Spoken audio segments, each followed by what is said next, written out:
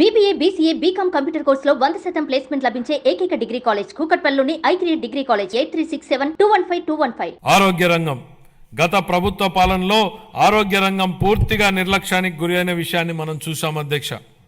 సకాలంలో చెల్లింపులను చేయకపోవడంతో మందుల కొరత, సౌకర్యాల కొరత, సేవల కొరతకు కారణమైంది అధ్యక్ష. వైద్య రంగంలో దాదాపు 6,400 కోట్ల రూపాయల బకాయిలను వారసత్వంగా ఇచ్చారు అధ్యక్ష.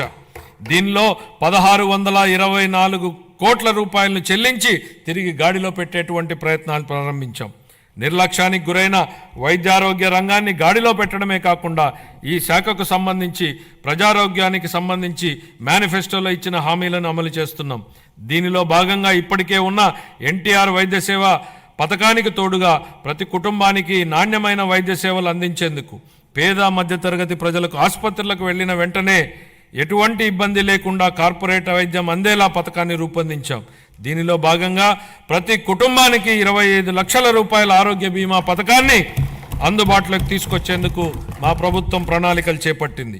ఈ ఏడాదిలోనే ఈ పథకాన్ని అమల్లోకి తేనున్నాం. దీంతో పాటు ఆసుపత్రుల్లో మందుల సరఫరా, మెరుగైన వైద్య సేవలు, పారిశుద్ధ్యం వంటివి ఇప్పటికే చేపడుతున్నాం అధ్యక్ష. 25-26 ఆర్థిక సంవత్సరానికి వైద్య ఆరోగ్య మరియు కుటుంబ సంక్షేమ శాఖకు 19,264 కోట్ల రూపాయల కేటాయింపును ప్రతిపాదిస్తున్నాను అధ్యక్ష. పంచాయతీరాజ్ మరియు గ్రామీణాభివృద్ధి గ్రామాలు శక్తి సంపన్నమై స్వయం సమృద్ధి మరియు సాధికారతలతో తొలతూగకపోతే దేశాభివృద్ధి అసంపూర్తిగానే ఉండిపోతుంది. దీన్ దయాళ్ ఉపాధ్యాయ అన్న మాటలు అధ్యక్ష. గ్రామీణ ప్రాంతాల అవసరాలను తీర్చాల్సిన గురుతర బాధ్యతను గత ప్రభుత్వం విస్మరించింది. రహదారులు, తాగునీటి వంటి కనీస అవసరాలను పొందడం ప్రజల హక్కు అయినప్పటికీ గత ప్రభుత్వం వీటిపై దృష్టి పెట్టలేదు. స్థానిక సంస్థల నిధులను పక్కదారి పట్టించడం వల్ల మన రాష్ట్ర గ్రామీణ ఆర్థిక వ్యవస్థలపై ఇది ప్రభావం చూపి గ్రామ పంచాయతీల హోదాను దిగజార్చింది.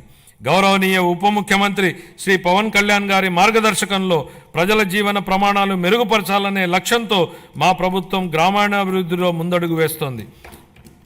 ప్రజల చురుకైన భాగస్వామ్యంతో మా ప్రభుత్వం సమగ్ర గ్రామ పంచాయతీ అభివృద్ధి ప్రణాళికలను రూపొందించి గ్రామాలలో సిమెంట్ రోడ్లు, తార్ రోడ్లు, పశువుల పాకలు తదితర 30,000 పనులకు మంజూరు చేయడం జరిగింది. 4,300 కిలోమీటర్ల మేరకు మంజూరైన సీసీ రోడ్లలో ఇప్పటికే 3,000 కిలోమీటర్ల రోడ్లు పూర్తయ్యాయి. మరో 1,300 కిలోమీటర్ల మేర రోడ్లు తుది నిర్మాణ దశలో ఉన్నాయి. వీటి ఫలితంగా గ్రామీణ ప్రాంతాలలో పరిశుభ్రమైన వాతావరణం ఏర్పడి ఆర్థిక కార్యకలాపాలు, ఉపాధి కల్పన జరిగింది. గత ప్రభుత్వం 5 ఏళ్లుగా స్మార్ట్ LED వీధి దీపాల పథకాన్ని పూర్తిగా నిర్లక్ష్యం చేసింది. 150 కోట్ల రూపాయల మేరకు బకాయిలను చెల్లించడం ద్వారా మా ప్రభుత్వాన్ని ఈ కార్యక్రమాన్ని పునరుద్ధరించింది. కేంద్ర ప్రభుత్వం జల్ జీవన్ మిషన్ను ఆగస్టు 15, 2019లో ప్రారంభించినప్పటి నుండి 2024-25 వరకు 13,499 కోట్ల రూపాయలను కేంద్ర ప్రభుత్వం కేటాయించినప్పటికీ గత ప్రభుత్వం మన రాష్ట్రాన్ని సకాలంలో విడుదల చేయకపోవడం వలన కేవలం 2,255 కోట్ల రూపాయలను మాత్రమే వినియోగించుకోగలిగింది. ఛత్తీస్గఢ్, జార్ఖండ్, గుజరాత్, ఒడిశా వంటి రాష్ట్రాలు 23-24 సంవత్సరానికి కేంద్రం నుంచి మనకంటే తక్కువ కేటాయింపులు పొందినప్పటికీ మన రాష్ట్రం కంటే ఎక్కువ నిధులను వినియోగించుకున్నాయి. మా ప్రభుత్వం ఈ పథకాన్ని పునరుద్ధరించడానికి చొరవ తీసుకుంది.